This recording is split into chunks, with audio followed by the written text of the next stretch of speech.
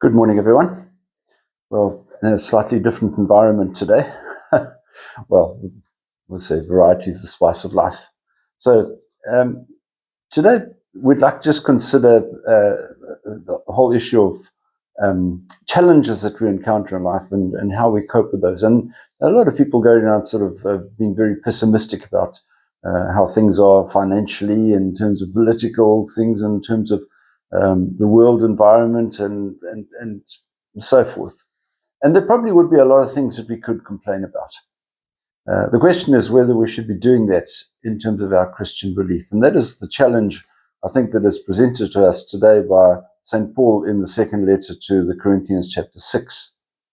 And he says that we need to be basically spiritually optimistic and not too negative. And he talks about his own hardships that he's been through, but also the way in which he deals with them, and the difficulties it had. And we need to appreciate that Paul, being one of the first strong evangelists, ran into many challenges. And we do see in his writings, one of those first challenges was dealing with the Jews who were not so happy about Gentiles becoming Christians without going through the Jewish traditions. So those sorts of things Paul had to deal with, and moving into new environments and even challenging Greek values and so forth. How did Paul handle those?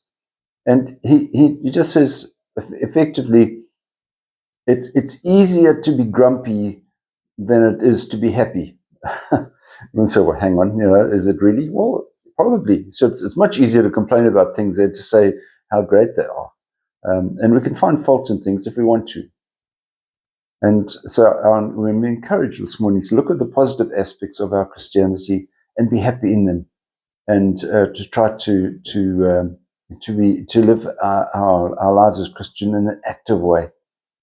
But we know that does present challenges.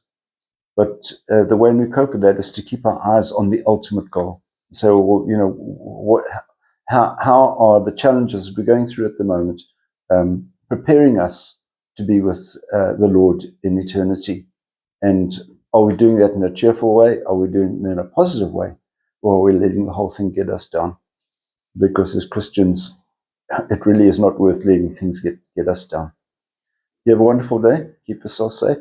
We'll see you again. God bless. Bye-bye.